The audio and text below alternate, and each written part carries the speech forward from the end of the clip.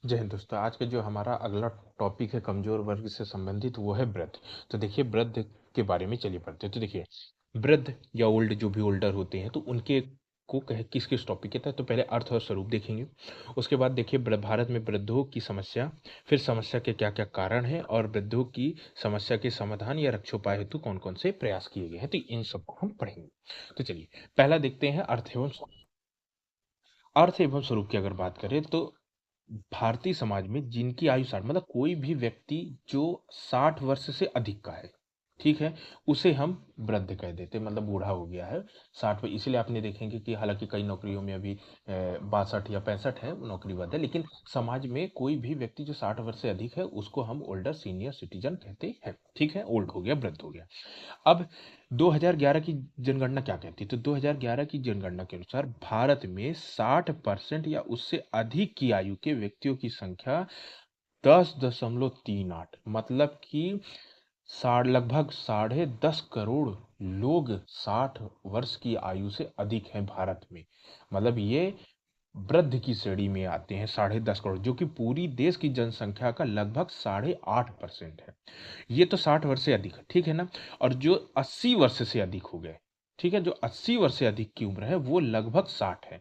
क्योंकि 60 वर्ष, दो श्रेणी बनाई गई है, एक 60 वर्ष से अधिक, ठीक है, और एक जो 80 वर्ष से अधिक है। तो जो 60 वर्ष से अधिक है वो है लगभग 10.5 करोड़ लोग। और जो 80 साल से अधिक है, क्योंकि 60 वर्ष से जैसे जैसे उम्र बढ़ती जाती है वैसे भी मरने का आंकड़ा बढ़ता जाता है, तो 80 प्लस तक जाते जाते फिर बहुत ही कम बचते हैं। तो ये लगभग 60 लाख लोग देश में है, ये 2011 की जनगणना कहती है। उसके बाद अनुमानित है कि 2050 तक, अब जैसे आपको मालूम है कि लगभग 30 वर्ष देश की हमारी एवरेज आयु प्रत्याशा, एवरेज आयु, ठीक है ना। तो अभी देश, हमारा देश कहते हैं ना, हमारा जो डिविडेंड वो डेमोग्राफी डेमोग्राफी डिविडेंड है वो काफ़ी कम है, 30 वर्ष के आसपास है। लेकिन ये 2050 है, जैसे चाइना, जापान, कई यूरोपियन कंट्री, देखिए ये देश बूढ़ा हो चुका है। यहाँ की जो एवरेज एज है वो आपकी लगभग 55-60 के आसपास है, ठीक है। लेकिन हमारा देश युवा है, ठीक है। तो यहाँ ये बोलता है कि 2050 तक, अब भाई 2025 चल रहा है, 2025 साल बाद तो हमारा देश भी फिर एवरेज आयु ज़्यादा हो जाएगी। तो 2050 तक लगभग क्रमशः देखिए कितना बता रहा है कि 32.4 करोड़, लगभग देश की 20% जनसंख्या 60 वर्ष से अधिक हो जाएगी। और अगर 80 वर्ष से अधिक की बात करें तो 4.5, मतलब 4.8, लगभग 5 करोड़ लोग 80 वर्ष से अधिक हो जाएंगे, ठीक है। तो एवरेज आयु बढ़ जाएगी। तो ये था आपका अर्थ एवं स्वरूप वृद्ध का। अब देख लेते हैं कि भाई वृद्ध की समस्या क्या है। देखिए, पहला है शारीरिक एवं मानसिक अक्षमता। अब देखिए, 60 साल का व्यक्ति शारीरिक रूप से कमजोर हो जाता है, उसका शरीर में ताकत नहीं है। और जो मानसिक है ना, दिमाग है, दिमाग में भी मतलब उसका दिमाग भी कमजोर हो जाता है, निर्णय लेने की क्षमता कमजोर हो जाती है। बल्कि हमारे यहाँ एक हिंदी में कहावत ही कहा जाता है कि छोटा बच्चा और बूढ़ा आदमी एक जैसे होता है, ठीक है ना। तो शारीरिक और मानसिक रूप से कमजोर होते हैं। उसके बाद है पारिवारिक निर्णय लेने में उनकी भूमिका। अब जैसे कोई है, मान लीजिए 50 साल का है, तो भाई वो, उसका परिवार है, मान लीजिए बच्चे हैं, तो अभी छोटे 20-22 साल के बच्चे होंगे, ठीक है। तो अभी वही पूरे परिवार को वही चला रहा है, पूरे परिवार का निर्णय वही ले रहा है। लेकिन जैसे ही वृद्ध हो गए, बच्चों की शादी हो गई, तो अब जो परिवार के निर्णय की भूमिका है उसमें बच्चों का भागीदारी हो जाती है। तो उनके जो वृद्ध हो गए, उनके परिवार में निर्णय की भूमिका कम, और जब परिवार में निर्णय की भूमिका कम हो जाती है तो उनका महत्व कम हो जाता है। अगला है सामाजिक निर्णय भूमिका। अब जिस प्रकार मतलब कि जिस प्रकार आपके परिवार में निर्णय नहीं ले सकते, उसी तरह समाज में निर्णय नहीं ले सकते। इसीलिए आप देखेंगे जितनी भी सरकारी नौकरियां हैं और प्राइवेट में भी लगभग 60 साल की उम्र के बाद रिटायर कर दिए जाते हैं। तो समाज में भी उनकी भूमिका कम हो जाती है। उसके बाद है पीढ़ीगत एवं सामाजिक सामंजस्य में समस्या। सही बात है। ये मतलब कि जैसे कोई वृद्ध हो गया, अब मान लीजिए कि कोई 65 साल का वृद्ध है, अब मान लीजिए कि उसका बेटा है, मान लीजिए 40-45 साल का। अब उस दोनों के है ना, अब क्या है, वृद्ध है तो उसका समय अलग था, तो वो अपने समय की बात करेगा, और ये इसका समय आने वाला है, इसका समय अलग है। तो दोनों के बीच में ना सामंजस्य की स्थिति, दोनों के बीच में एडजस्टमेंट नहीं हो पाता है। तो ये वाली स्थिति, मतलब एक तरह से शुद्ध भाषा में बाप और बेटे के बीच में एडजस्टमेंट वाली स्थिति जो है ना, ये समस्या का कारण बनी है। और यही यही सबसे बड़ा कारण है इनके वृद्धों के लिए जो अत्याचार होते हैं, या फिर जो भी इनकी निम्न स्थिति हो जाती है। तो ये सबसे बड़ा। फिर आर्थिक असुरक्षा भाई।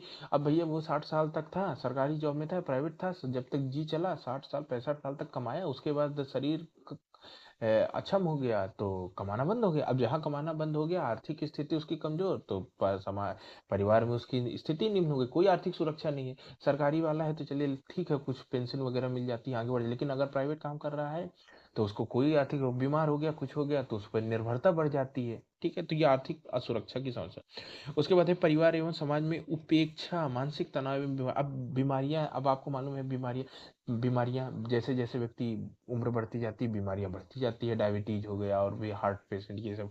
उसके बाद है मानसिक तनाव, मानसिक आप उसका मन मतलब कि मानसिक क्षमता कमजोर हो गई, बढ़ती उम्र के साथ दिमाग कमजोर हो जाता है। तो वहाँ से उसके बाद है परिवार एवं समाज में उपेक्षा, उपेक्षा मतलब है कि इनको कहीं ले जाना है ना, इनकी भूमिका समाज परिवार में कम हो गई। तो ये जो पॉइंट थे ये उनकी समस्या के लिए उत्तरदायी रहे। अब चलिए आगे देख लेते हैं कि समस्या के कौन कौन से मतलब कि भारत में वृद्धों की ये जो समस्या के कारण वो हो गया। अब ये है भारत में वृद्धों की समस्या और समाधान हेतु कौन कौन से प्रयास किए गए। तो देखिए पहले संवैधानिक एवं वैधानिक प्रयास की भाई संविधान में, हालांकि देखिए ऐसा संविधान में कोई उल्लेख नहीं है कि वृद्धों के लिए कोई अलग से स्टेप उठाने का संविधान निर्माताओं ने कोई प्रयास किया है, नहीं कोई नहीं है। फिर भी हम बात लेंगे, कहीं छुपे पॉइंट देख लेंगे। उसके बाद हाँ वैधानिक प्रयास किए हैं, कानून बनाएंगे। उसके बाद है संस्थागत प्रयास और योजनागत की कौन कौन सी योजनाएं चल रही है। ठीक है, तो चलिए सबसे पहले देख लेते हैं संस्थागत प्रयास की कौन कौन कौन से संस्थागत प्रयास। तो देखिए वृद्धों के लिए सबसे पहले अगर कोई प्रयास है तो वो है सामाजिक न्याय व अधिकारिता मंत्रालय 1998 में गठन किया। हालांकि ये वृद्धों के लिए भी है, ये आपके एससी के लिए भी है, ये मैं आपको बताऊं कि ट्रांसजेंडरों के लिए भी काम करता है, ये बहुत सारे मतलब कि जो श्रेणी वर्ग है उनके लिए काम करता है। तो अगर पहला कोई संस्थागत प्रयास है कि सरकार का कोई मंत्रालय है जो वृद्धों के रक्षोपाय हेतु कानून बनाता है, योजना बनाता है, कार्यक्रम नीति बनाता है, तो वो है सामाजिक न्याय व अधिकारिता मंत्रालय जिसका गठन 1998 में किया। उसके बाद है नेशनल काउंसिल फॉर सिटीजनशिप 2012। ये एक ऐसे समझिए कि एक बॉडी का गठन किया गया था जिसका नाम था national council for senior citizen. तो इसे 2012 में गठा। अब इस बॉडी का जो इस निकाय है, ये तंत्र है, ये इसका प्रमुख कुछ काम दिए गए, ये इसको बोलते हैं एनसीएससी। एनसीएससी के कुछ काम है। ठीक है, अब देखिए क्या काम है इसके कि केंद्र सरकार द्वारा वृद्धों के लिए बनाई गई नीति और कार्यक्रम को पूर्व अवलोकन करें। मतलब कि ये देखे कि जो सरकार है, राज्य सरकार हो चाहे केंद्र सरकार, जो भी काम कर रही है, जो नीतियां बना रही है, जो कार्यक्रम योजना बना रही है, ये वृद्धों को उसका फायदा मिल रहा है कि नहीं, उसका उसका अवलोकन करना। उसके बाद है वित्तीय सुरक्षा, स्वास्थ्य सुरक्षा, पोषण, आहार और आश्रम, शिक्षा, संपत्ति का संरक्षण। अब जैसे वित्तीय सुरक्षा, पेंशन की सुविधा, हालांकि मैं आपको अभी 2 पेंशन बताऊंगा, उसमें उनको क्या है कि पेंशन की व्यवस्था कर दी गई है। जैसे कोई प्राइवेट व्यक्ति है तो प्राइवेट व्यक्ति को भी पेंशन की सुविधा दी गई है, अभी मैं आपको पढ़ाऊंगा इसको डिटेल। उसके बाद है स्वास्थ्य सुविधा। अब आपको भी देखेंगे कि आप क्या है ना, जैसे अब आप भी गवर्नमेंट हॉस्पिटल में जाइए तो अगर कोई सीनियर सिटीजन है ना तो उसको फिर स्वास्थ्य में बड़ी छूट मिल जाती है। ठीक है, इवन स्वास्थ्य में छूट मिल जाती है। अगर कोई ट्रेन से ट्रेवल कर रहा है, हाई फ्लाइट से ट्रेवल कर रहा है, तो सीनियर सिटीजन को लगभग 20-30% उनका किराया कमी होता है। उसके बाद है पोषण एवं आहार की सुविधा। फिर आश्रम, आश्रम का ही अब सरकार ने मतलब कि पीपीटी के पीपी सॉरी पीपीपी मॉडल के तहत कई वृद्धाश्रम की शुरुआत की। उसके बाद है शिक्षा। अब आपको जानूंगा प्रौढ़ शिक्षा का कार्यक्रम चल रहा है और वृद्ध शिक्षा की भी योजना बनती है। उसके बाद है संपत्ति का संरक्षण। आप जानते हैं अब पहले क्या होता, क्या जैसे ही वृद्ध हो गए, माँ बाप बूढ़े हो गए, 60-65 साल के हो गए, अब उन्होंने पूरा जीवन भर कमाया, बढ़िया संपत्ति उपत्ति बना ली, बाप बेटे बहू आए या बेटी दामाद आए, उस उनको बेवकूफ बना करके उनका सारी संपत्ति हड़प ली और उनको घर से बाहर कर दिया, भीख मांगने लग गए वो बेचारे। तो उनकी संपत्ति की भी सुरक्षा करनी है। तो ये सारा जो 2 पॉइंट थे, ये उद्देश्य था आपका एनसीएससी का। अब आगे देखते थे ये आपकी संस्था। अब देखते हैं संवैधानिक एवं वैधानिक व्यवस्था। तो देखिए संविधान में ऐसा कोई वृद्धों के लिए उल्लेख नहीं किया गया है कि कुछ संविधान निर्माता ने, लेकिन फिर भी हम अगर मतलब कि बारीक तौर पे देखें तो जो संविधान का डीपीएसपी का जो आर्टिकल 41 है 41, वो क्या कहता है, वो देखिए वो कहता है कि वो राज्य सरकार को आदेश देता है कि व्यक्ति के लोक सहायता पाने का अधिकार हेतु वह राज्य को निर्देश देता है कि हर व्यक्ति को लोक सहायता उनकी मतलब कि पब्लिक सेफ्टी उनकी मतलब राज्य निर्धारित सुरक्षित करेगी। ठीक है ना, तो अब हर व्यक्ति की बात करता है तो इसमें वृद्ध भी आ जाते हैं, तो हम यहाँ पे वृद्ध से जुड़ा मान लेते हैं। उसके बाद अगर वैधानिक प्रयास में देखो तो एक है Hindu adaptation and maintenance act 1956। ये हिंदू एडॉप्टेशन मेंटेनेंस आया था कि जो भी हिंदू एक्ट के अंतर्गत आपको उत्तराधिकार अधिनियम के तहत आपका और मेंटेनेंस देना कि वृद्धों की भी जो मतलब उनके पालन पोषण की जिम्मेदारी होगी वो उनके बच्चों के अंतर्गत आएगी। ठीक है ना, तो ये हिंदू एडॉप्टेशन और मेंटेनेंस एक्ट 1956 ये वृद्धों के भरण पोषण की बात करता है कि वृद्धों के भरण पोषण का उल्लेख ये प्रावधान करता है। तो आज क्या है ना, बिल्कुल कानूनी प्रावधान है कि जैसे मान लीजिए कि कोई माँ बाप है, वृद्ध हो गए, उनको घर से बाहर निकाल दिया, वो पुलिस के पास जाए जो उनके बेटे बहू होंगे उनको तुरंत जेल हो जाएगी, उनकी कार्रवाई हो जाएगी। ऐसा आप मतलब कि उनको वंचित नहीं कर सकते आप उनके अधिकार, उनकी संपत्ति से, ठीक है। तो ये दूसरा फिर अगला आया कि maintenance and welfare welfare of parents and senior citizen ship act, ये आपका 2004 में बनाया गया कि आपको देखिए मेंटेनेंस मतलब होता है कि आप उनको भत्ता पोषण, उनके भरण पोषण की सारी उनकी जिम्मेदारी, और वेलफेयर मतलब अपने माँ बाप का ध्यान भी रखना है। तो इसके लिए सीनियर सिटीजनों का एक्ट बनाया 2007 में। उसके बाद फिर नेक्स्ट आता है ये है pension fund regulatory and development authority 2013, ये एक अथॉरिटी प्राधिकरण का गठन किया गया। इसको हम लोग पर्डा भी बोलते हैं, पी पेंशन का पी रेगुलेटरी PARDA, ठीक है। ये पार्डा ये बहुत इंपॉर्टेंट है, ये अभी मैं आपको डिटेल इसको पढ़ाऊंगा। तो pension fund and regulatory and development authority 2013, ये एक प्राधिकरण का गठन किया गया जो कि क्या करेगी, जो कि सीनियर सिटीजन के पेंशन की व्यवस्था करेगी और उनके विकास के लिए, उनके रक्षोपाय के लिए कार्य करेगी। 2013 में पार्डा का गठन किया गया, ठीक है।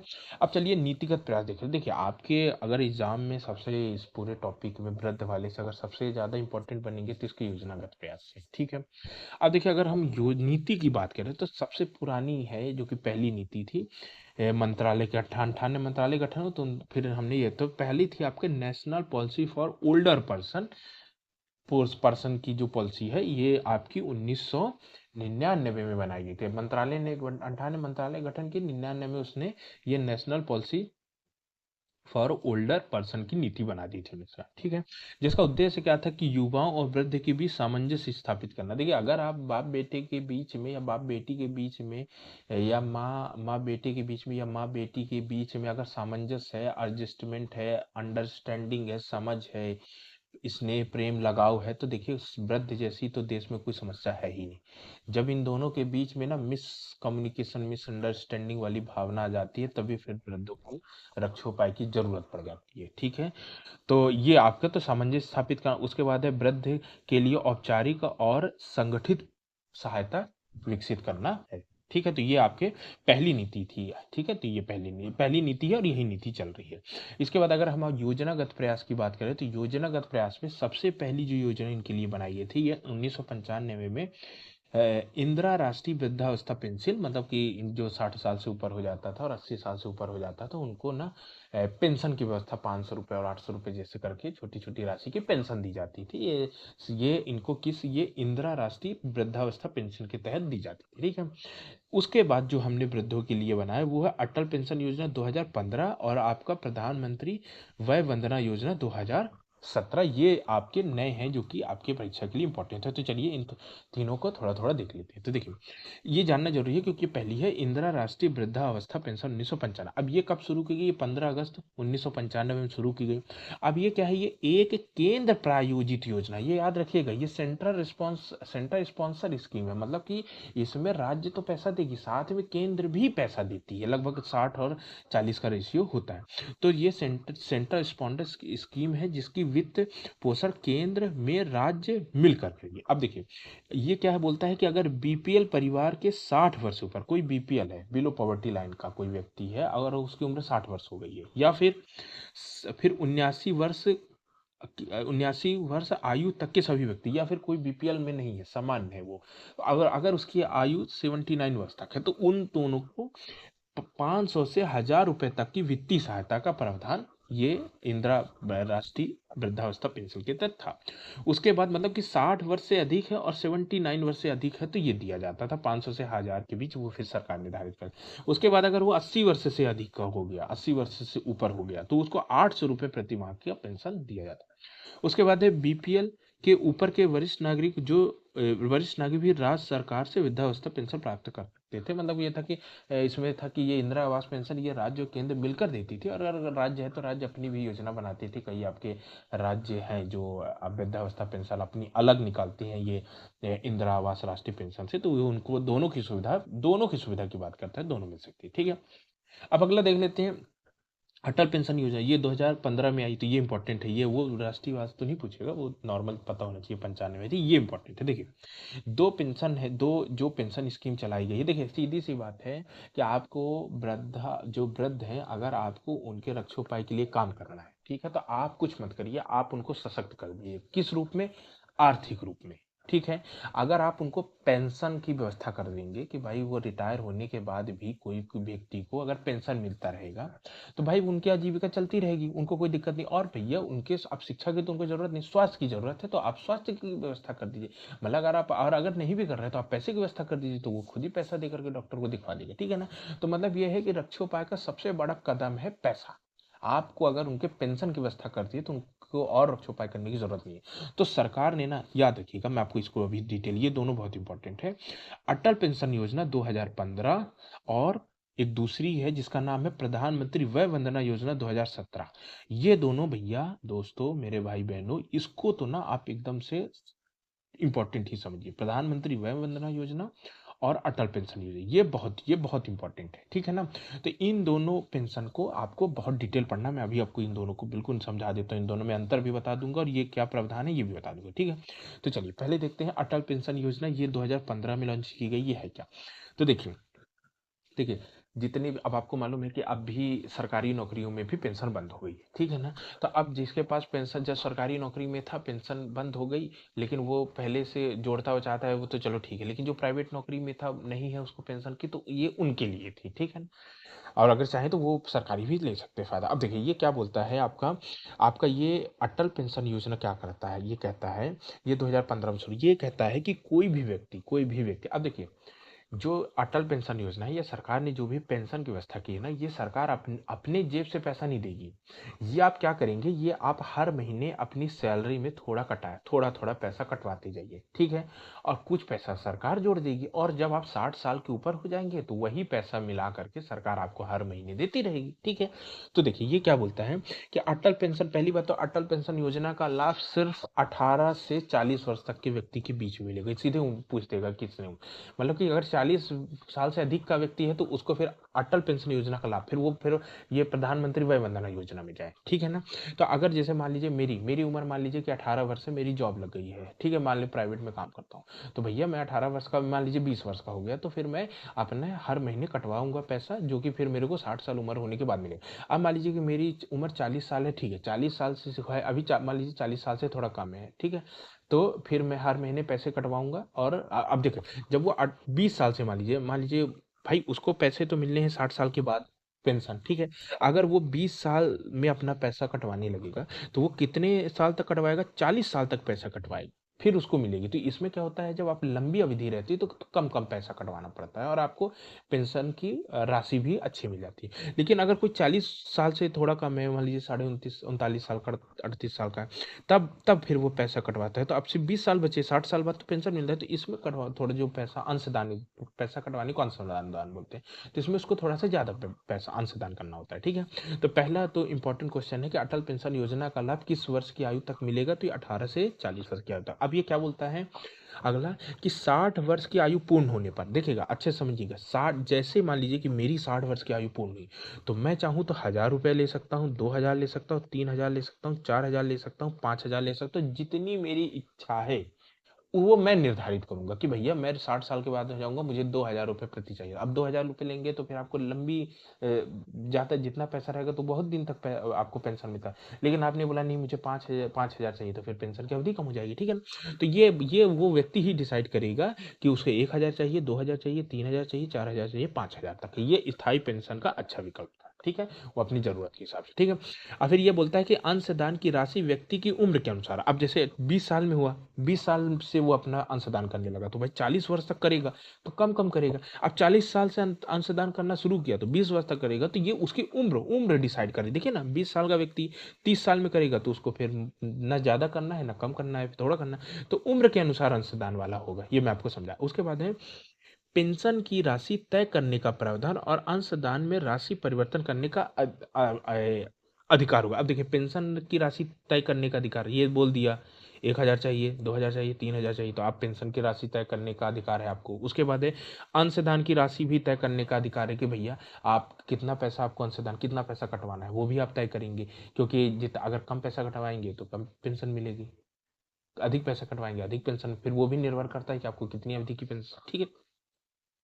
उसके बाद है सरकार द्वारा 5 वर्ष तक का 50% और अधिकतम 1000 1,000 रुपए का अंशदान, जिस भाई आप पैसा कटवा रहे हैं ना, तो सरकार भी आप में मतलब 1,000 तक का अधिकतम वो भी सरकार आपको पैसा जुड़ी। उसके बाद है कि अन्नदाता की मृत्यु पर उसके जीवन साथी, जैसे मान लीजिए कि कोई, अब ये क्या है, पेंशन में सब आ गए, तो अब इसमें मान लीजिए कोई किसान है, ठीक है। अब किसान ने भैया, अब किसान है, खेती करता था वो भैया, अपना पैसा कटवाता गया, 60 साल की उम्र हो गई, अब उसको पेंशन मिलना शुरू हो गई, ठीक है। अब 60 साल का किसान है, पेंशन मिल रही, अब मान लीजिए कि 65 साल का हो गया, अब वो मर गया किसान, ठीक है। 5 साल पेंशन का, लेकिन अभी उसकी पेंशन वाली राशि बची हुई है, पूरी पेंशन नहीं मिली जितना वो करवाया था, ठीक है।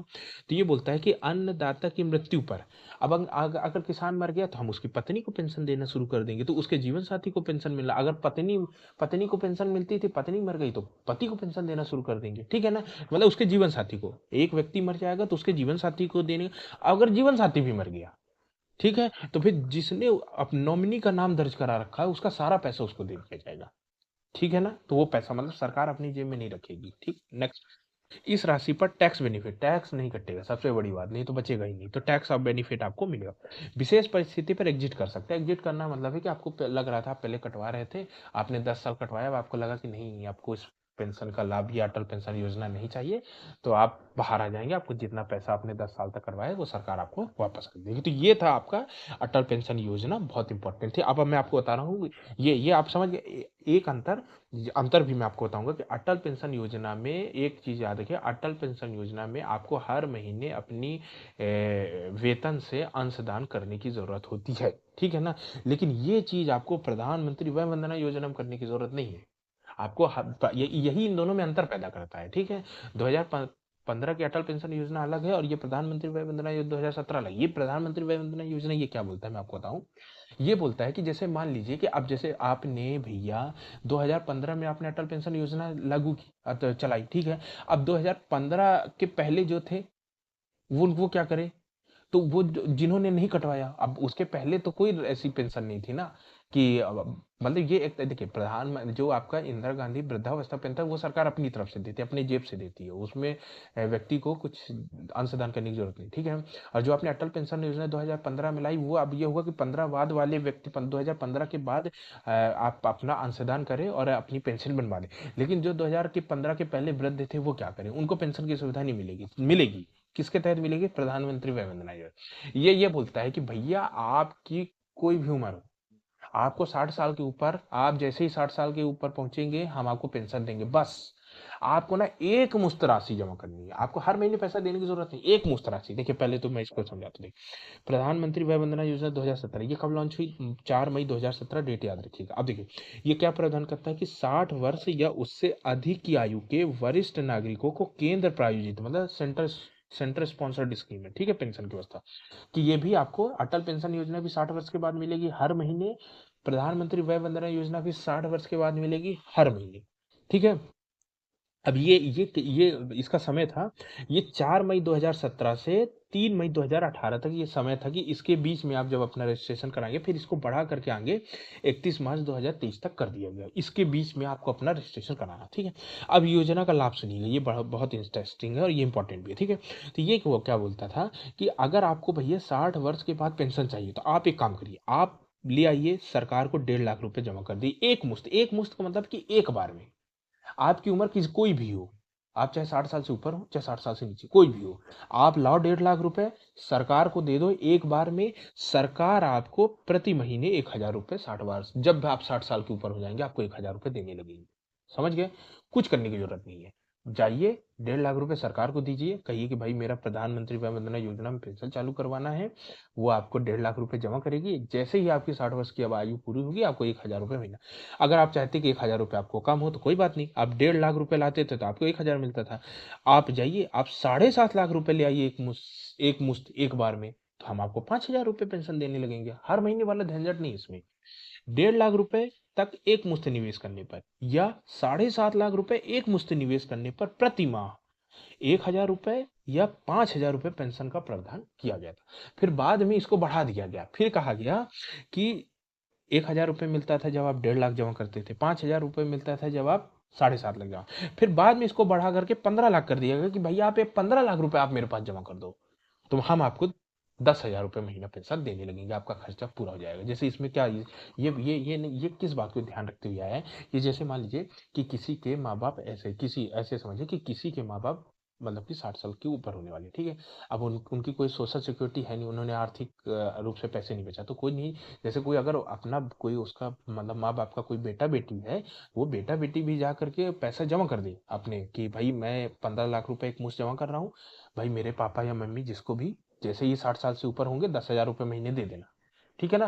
तो ये कोई नहीं कि वृद्ध है, ये कोई उसकी जगह भी जा करके अच्छा करवा सकता है, ठीक है। तो फिर बाद में इसको बढ़ा करके हमने 15 लाख रुपए तक का निवेश कर दिया कि आप 15 लाख रुपए एक मुश्त लाओ और हम आपको 10,000 रुपये महीना दे देंगे। तो ये बेस्ट है, मतलब आप ये समझिए कि कोई अगर बच्चे हैं, वो अगर अपने माँ बाप की सिक्योरिटी चाहते हैं, सोशल सिक्योरिटी, तो आप बढ़िया बच्चे जाएं, उनको पैसा जमा करवाएं उनके नाम से, उनको पेंशन मिलना शुरू हो जाएगी, तो उनको मतलब माँ बाप को अपने बच्चों के सामने भीख मांगने की जरूरत नहीं पड़ेगी। तो ये इसके लिए बहुत अच्छा है, ठीक है। अब ये बोलता है 10 वर्षों के लिए 8% की मानसिक मासिक रूप से ब्याज दी जाएगी। फिर इसमें भी सर्विस टैक्स जीएसटी से बाहर रहेगा। फिर अब इसमें ये बोलता है कि निवेश करने वाले व्यक्ति को 10 वर्ष के अंदर मृत्यु हो जाए। अब भैया कोई व्यक्ति पैसा दिया, ठीक है, 15 लाख रुपए उसने जमा किया, अब 10,000 रुपये उसको मिल रहा था, अगर वो भैया अब वो 5 साल में मर गया, अब उसका बचा पैसा क्या करेगा। तो बोलता है कि जो वो नॉमिनी लिखा रखा होगा वो नाम, हम उस नॉमिनी को सारा पैसा सरकार अपनी जेब में नहीं रखेगी, जितना भी वो, अगर वो अपना 15 लाख तक का पूरा किस्त नहीं पाया, तो हाँ जितना भी उसका पैसा बचेगा हम नॉमिनी को दे देंगे। तो ये दोस्तों ये आपका अगला अगला प्रावधान है कि पॉलिसी के 3 वर्ष के भीतर खरीद मूल्य का 75% तक लूंगा। अब जैसे मान लीजिए कि उसने पॉलिसी करवाई, ठीक है, अब वो पॉलिसी करवाए 3 वर्ष हुआ, 3 वर्ष के अंदर ही है, उसको 10-10 15 लाख रुपए जमा किया था, 10-10 हजार रुपये मिलते थे, 3 वर्ष कंप्लीट नहीं हुआ, उसको पैसे की जरूरत हो गई, तो कुछ नहीं, जितना पैसे की उसने 15 लाख रुपए, 15 लाख का हम 75% उसको लोन भी दे देंगे। लोन का फिर लोन दे दो और जो आपका 10,000 रुपये महीना मिलता है उसी सब किस्त चुका देना, ठीक है। तो इसकी व्यवस्था। तो उसके बाद है पति पत्नी या स्वयं के गंभीर बीमारी के इलाज के लिए समय पूर्व निकासी। अब जैसे मान लीजिए कि कोई पैसा जमा करवाता था, 5 साल बाद भाई उसको कोई बीमारी हो गई, घातक बीमारी हो गई, पैसा बहुत चाहिए, कोई दिक्कत नहीं है। आपका समय में 10,000 मिलता था, आपकी मान लीजिए कि मान लीजिए कि 60 वर्ष से शुरू हुआ कि 80 साल में आपकी पूरी 10,000 रुपये मिलता। आप समय से पहले पैसा निकलवाना चाहते हैं, कोई बात नहीं है, आप एप्लीकेशन दीजिए, आपका पूरा पैसा मिल जाएगा। सिर्फ कंडीशन ये है कि बीमारी होनी चाहिए, और कोई नहीं, पार्टी उर्टी के लिए नहीं, ठीक है। बीमारी के लिए, सिर्फ बीमारी, या फिर ऐसा नहीं कि बेटी की शादी है तो पैसा निकलवा लो, ये भी नहीं। बीमारी वाले कंडीशन में आप समय से पूर्व निकासी कर सकते हैं, एवं समय पर निकासी का क्रय मूल्य का 98% वो राशि आपको वापस कर दी। ठीक है। तो ये थे प्रावधान दोस्तों आपके प्रधानमंत्री वय वंदना योजना, जो कि आपकी परीक्षा के लिए बहुत इंपॉर्टेंट है। और दूसरा अटल पेंशन। तो मेरे को उम्मीद करता हूँ दोस्तों आपको प्रधानमंत्री वय वंदना योजना और अटल पेंशन योजना दोनों के बीच का अंतर आपको पता चल गया होगा कि एक महीने वाली है अटल पेंशन योजना, और जो प्रधानमंत्री वय वंदना ये एक मुश्त वाली है, ठीक है ना। तो ये आपका आपका वृद्ध वाला जो टॉपिक था ये इसी के साथ दोस्तों समाप्त हो गया। उम्मीद करता हूँ दोस्तों कि आपको पूरी तरह से समझ में आ गया होगा, और अगर समझ में आ गया हो तो अगर आपको वीडियो पसंद आई हो तो वीडियो को लाइक कीजिए, चैनल को सब्सक्राइब कीजिए। जय हिंद।